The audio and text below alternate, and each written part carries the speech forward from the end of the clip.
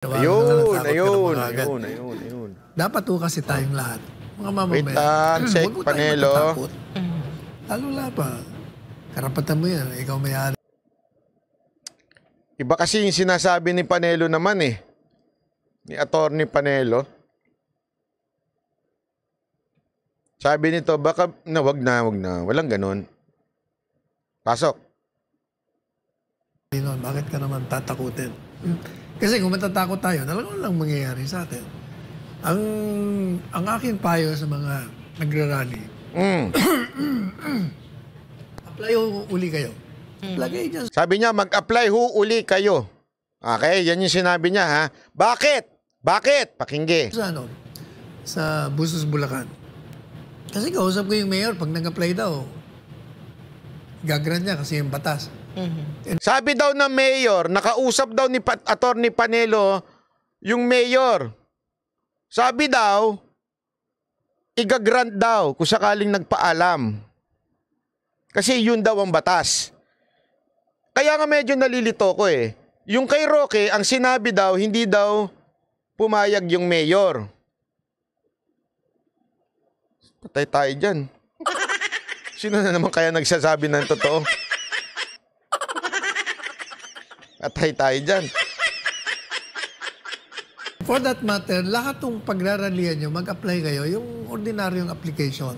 Ilagay nyo dyan na, on so-and-so date, kami magrarally on this particular place. Hingi kami ng assistance. Pag na-file nyo yun, pag within 7 days na wala. Sabi ni Roy Banares, bakit mo niloloko raw si BMR? Hindi ko siya niloloko, pinupuri ko nga yung kanyang ginawa. Muntakin mo. Ganda nung arrangement niya ng video at saka ng audio, kaya siya naka 10,000 viewers. Ikaw talaga, Roy Banares, ha? Bigyan mo ng award yan. Banat Bay, kailangan ba sa Bulacan talaga? Hindi ko alam. Huwag niyo akong tanungin. Wala akong kinalaman dyan. Hindi, ewan ko kung bakit sa Bulacan. Ako nga, yun din yung tanong ko eh. Bakit hindi sa Metro Manila o sa Liwasan o kaya sa Luneta? Kasi alam ko Luneta pwede. Alam ko hindi ko talaga alam kung bakit. I'm not sure kung yan ba dahil meron silang purpose kaya sa Bulacan. Hindi ako sure ha. Eto, tuloy. Sagot. Ibig sabihin, Banat ba si Panelo kasi nagtanong. So si Roque hindi nagtanong, ganon? Jim Lord, pinag-aaway mo yung dalawa. Hindi, pero natuwa naman ako kay Panelo kasi nagpunta pala siya talaga ng personal. Pumunta pa siya doon sa, pinuntahan niya yung pulis, pinuntahan din niya yung mayor. Tinawagan niya ata, pakinggan natin. approve na yun. Pwede na kayo mag-rally. Ngayon, kung tinanggihan, ayaw. O di takbo kagad tayo sa korte para magkaalaman. Di ba? Ganun ang gawin natin. Creativity lang ang tawag dyan. So ako po yung nagpunta sa Bulacan kahapon. Ayan, pakingge! Nagpunta ako sa Bustos. I was there at about, oras ba ako nandun? Pero mga alas 4:30. Pinuntang ko ang chief of police. Kasi inimbestigahan ko nga Kinausap ko yung mayor, si Mayor Francis. Sino pa? Pinuntang ko yung lugar. Kasi ang balita ko, hinarang yung mga sound system, hinarang yung mga ganyan. Pagkatapos yung may trailer daw, blinak daw. Malaki-laki, hindi na makakapasok. Kasi hindi ko alam yung lugar Hinahanap pa namin So pinunta na lang namin yung stasyon ng pulis. Kinausap ko yung chief of police. Si Major Santos. So, pineto niya sa akin. Sabi ko si Mayor, nasaan? Nasa ospital yata kasi may kapatid na nasa ospital. Baka pwede kumakaw. So, kausap kami. Mayor, sabi ko, ano ba ang story nito? Nag-file man ng application for permit sa rally. Sabi niya, sir, hindi. Ang pinadala nila sa akin sulat. Parang humingi sila ng assist. Naku po, patay tayo dyan. Hindi pala daw nagpadala ng parang humihingi ng permit or something. Yung sinasabi ni Panelo ha, hindi po ako. Si Panelo po nagsasabi. Saka private property ho eh. So if it's a private property, hindi ho kailangan humingi ng permit. O sabi ko, kung humingi ba sa iyo ng permit, bibigyan mo? Oo, kasi yan naman ng batas. Pero private property nga ho eh. So, assist lang namin. Ganun ba? Anyway, so, sabi ko dun sa chief of... So, para sinabi daw ng mayor, hindi na nila kailangan ng permit kasi private property nga. Pero, tinanong, sinundot ni Panelo. Sabi ni Panelo, paano kung hindi sa private property? Bibigyan mo ba ng permit? Sabi daw nung mayor, oo, bibigyan niya kasi yun ang nakasulat sa konstitusyon. Nasa batas daw yun. Paisip tuloy ako. Bakit ginawa sa private? Ba't di na lang ginawa doon kung saan walang makakapigil na idaos yung event? Nagigets ho natin. Eto, nagtatanong lang po ako ha. Please. Pakisamahan nyo nga ako doon sa venue. Hindi ko makita yung lugar. So pupunta ako doon. Nasa nga... Parang ganito. Sabi, kasi banat bay, nakapagsabi na sila sa public property, binigyan silang date, tapos minove ng minove, parang ginagago sila. Oo nga. Kaya nga sinasabi nga ni Panelo dito, pag gaganyanin tayo, dali na sa korte. Kasi hindi ho pwedeng ang magdi-decide ng date ng rally ay yung gobyerno. Ulitin natin, yung sinabi ni Panelo. Ulitin natin, yung sinabi ni Panelo. Yung sinabi ni Panelo, hindi ako. Okay?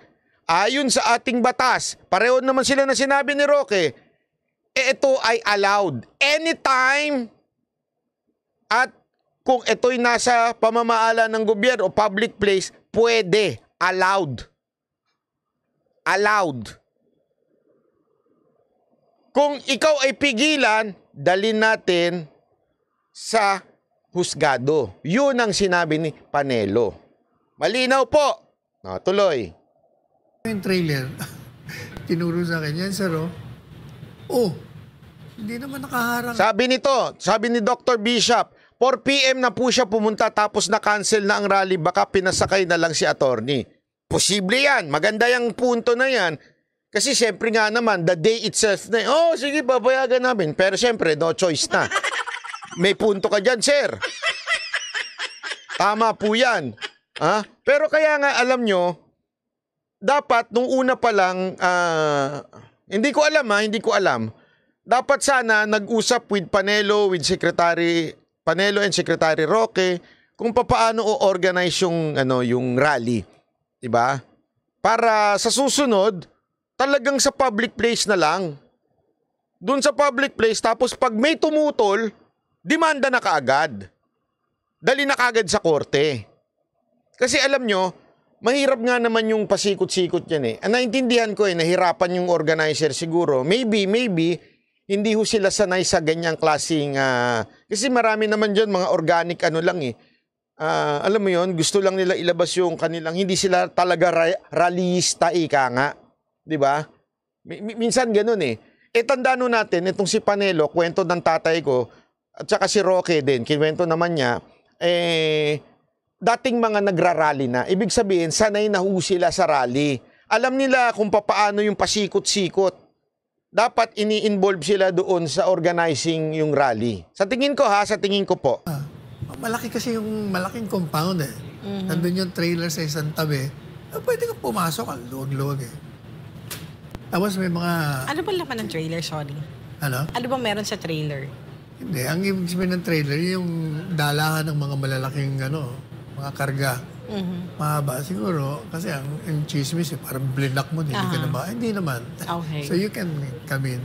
Parking talaga yon. Doon na lang pinaparada. Kasi sino may-ari niyan? Kayo ba naglagay niyan? Hindi, sir. Yung may-ari, siyempre naglagay niyan. Tapos may mobile doon, isa. Sabi niya, dahil lumigay sila ng assistance, saan padala kami? So yan ang istorya. Alright. Ito naman yung bahagi ng mga organizer na nagsalita doon sa...